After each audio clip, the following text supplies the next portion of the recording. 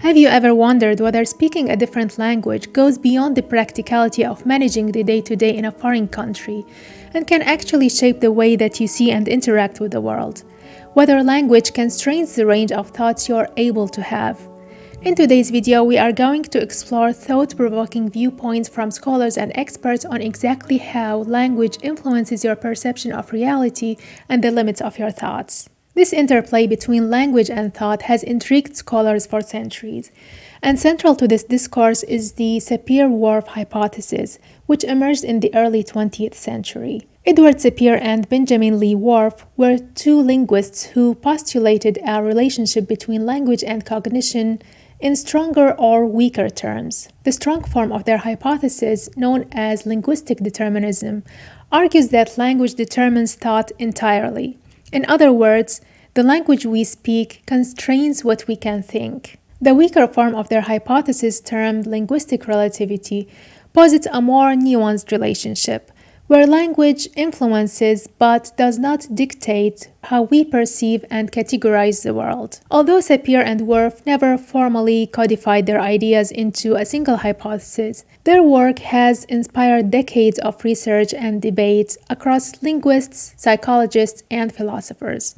The main argument that drove Whorf into adopting a more deterministic view of language is his work on the Hopi language, spoken by Native Americans. He argued that it views time differently from languages like English. For example, instead of saying it will rain tomorrow, a Hopi speaker might say something like, rain is expected, because their language focuses on whether something is real or possible, instead of dividing time into past, present, and future. He believed this shaped how Hopi speakers perceive time and might have affected or limited their ability or perception of the future. His ideas have been challenged, and the theory that language is deterministic has been completely refuted. The more lenient version of the hypothesis, adopting linguistic relativity and that language influences thought rather than constrains it, gained more widespread support. Research on this language that I cannot pronounce, spoken by a native Australian tribe, showed that its speakers displayed a perfect pitch for direction, given that their language dictates adopting a geocentric sense of direction, i.e., the spoon is to the west of the plate, as opposed to more an egocentric one, i.e., the spoon is to the left of the plate, like English speakers might say. This meant that they were able to recall perfectly the placement of people and objects during an important event even years later, since it's an integral part of their language. However, it does not mean that they were confined by this aspect of their language, or that speakers of other languages had no sense or comprehension of direction, but merely that language influenced the way that they interacted with the world. But there is yet another camp outside linguistic determinism or relativity. Proponents of linguistic universalism, on the other hand, argue that the nature of human thought is universal and not bound by linguistic restraints. For example, a baby would recognize that it's hungry long before it had acquired the vocabulary to articulate it, or that you would be aware of your emotions even if you didn't have the words to describe them. In other words, all humans think the same thoughts regardless of their language. The less extreme version of linguistic universalism is universal grammar, coined by Chomsky, one of the most influential linguists of the 20th century. He argues that all humans have an innate ability to acquire language, and that all languages have the same inherent universal structure. So as a result, there is a shared cognitive foundation that unites all humans. To take it a step further, cognitive psychologist Steven Pinker argues that the mind does in fact have a language of its own he terms Mentalese. Pinker suggests that thoughts exist independently of language and are represented in the brain in a non-linguistic conceptual format representing images, emotions, abstract concepts. According to his view, language is merely a tool for expressing thoughts, but not the origin of them. In other words, the brain processes ideas, emotions, and images in this abstract representation and language acts as a medium to translate those thoughts for interaction with others. This challenges the idea that language shapes cognition, suggesting instead that humans share a universal, pre-linguistic system of mental representation, which is more in alignment with linguistic universalism. Now let's bring in the British psychiatrist and philosopher Iain McGilchrist. While Pinker focuses on how the mind forms and processes thoughts, McGilchrist takes us deeper into the very structure of the brain. In his book, The Master and His Emissary, McGilchrist offers a nuanced perspective on how the brain's hemispheric differences shape our understanding of the world. The left hemisphere is associated with precision, categorization, and linguistic analysis. This side excels at logic, analytical thinking, and reasoning. It's where the structure of language resides and is crucial for defining and expressing ideas. The right hemisphere, by contrast, is holistic, contextual, and nonverbal. It perceives the world as a whole, grasps meaning intuitively, and recognizes patterns and relationships that often evade precise verbal description. It's concerned with creativity and imagination and emotions. This division highlights an inherent tension. While the left hemisphere uses language to define and structure our world, the right hemisphere understands things in ways that transcend words. The right hemisphere can grasp ideas, patterns, or phenomena that are not yet verbalized.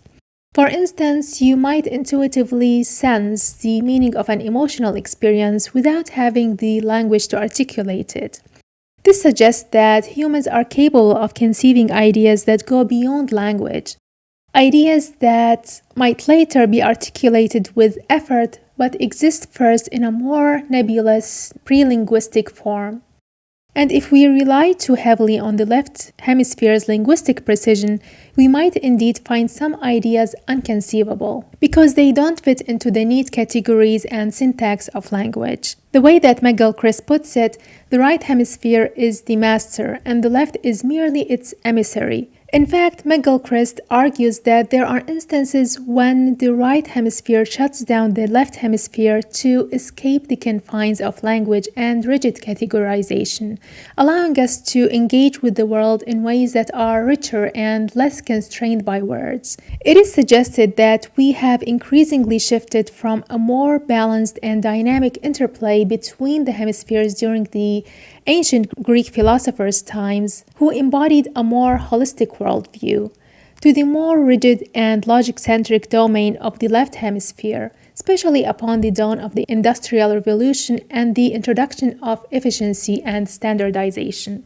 That is to say, we have allowed ourselves to become increasingly entrenched by the confines of language and logic, losing touch with the intuitive, holistic insights that once allowed us to perceive the world in its full complexity. So while language does not make certain ideas inconceivable, as linguistic determinism claims, lacking the language to describe an intuition or a pre-linguistic thought can make it hard to fully hold on to or develop those thoughts. Einstein famously claimed that his discoveries often came in images and feelings, only later translated into words. Also, when it comes to emotions, if you describe to someone feeling restless and there's this sense of turbulence in your body, you feel the beats of your heart and a wrenching sensation in your stomach, you just feel unsettled, and that someone says, you mean anxiety,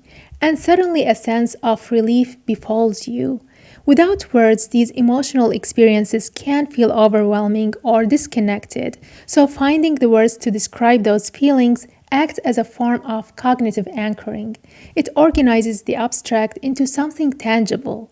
Suddenly, it makes sense, and we can view it more objectively rather than being consumed by it. Now let's indulge in some philosophical ponderings.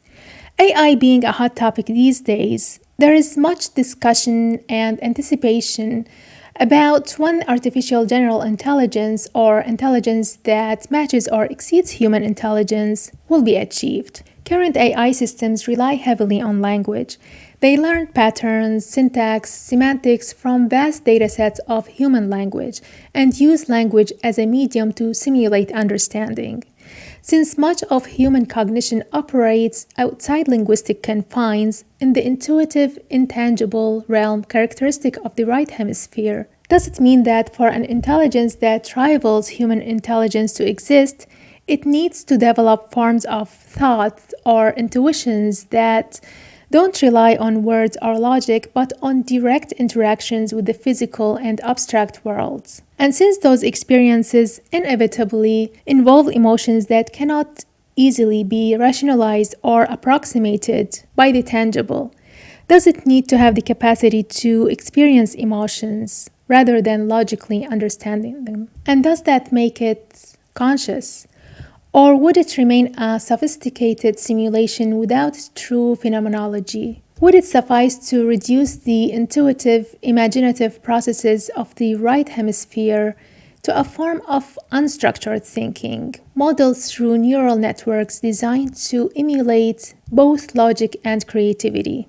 Now, the process of articulating the insights gained through the right hemisphere in a way that captures them sufficiently is wildly complicated. If you are interested to learn more about that, you can check out the video that I made about this, and I'll see you there.